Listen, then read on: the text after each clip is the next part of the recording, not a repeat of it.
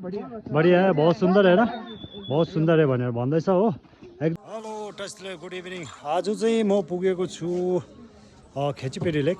तपाईहरुले मेरो पछाडी गेट देख्न सक्नुहुन्छ है, गुम्बाहरु पनि देख्न सक्नुहुन्छ।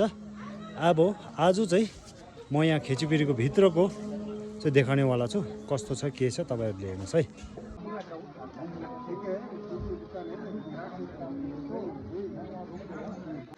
यो भित्र चाहिँ यसरी पसेर हामी यसरी हिँड्नुपर्छ है। यहाँ माछाहरू पनि रहेछ, माछा चाहिँ पुरा रहेछ यहाँनिर हेर्नुहोस् त, माछाहरू पुरा रहेछ, फुलहरू पनि दामी रहेछ, कति रमाइलो। चाहिँ खेचीपेरीको यो रोड छ है, र यहाँ चाहिँ आउने रिजन चाहिँ के हो भनेदेखि चाहिँ हिन्दूको चाहिँ अब बेसी जति यहाँ बुद्धिस्टको चाहिँ अब बेसी धर्मस्थल हो, गुरु बुझेको यहाँ आशीर्वाद पनि देखाउनेवाला छु म।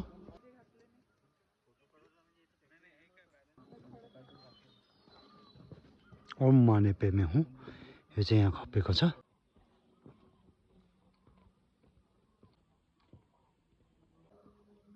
देख्न सक्नुहुन्छ यहाँ चाहिँ एकदमै शान्ति हो, सुकुन एउटा धर्मस्थल छ। र यो जङ्गल हुनुको कारणले गर्दा चाहिँ धेरै चराचुरुङ्गी बर्ड्सहरू छ।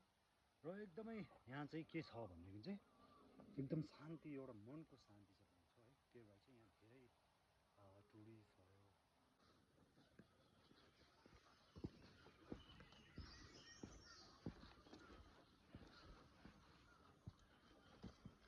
टुरिस्टहरू यहाँबाट मेरो गेस्ट जाँदैछ, यिनीहरू नानीहरू हो।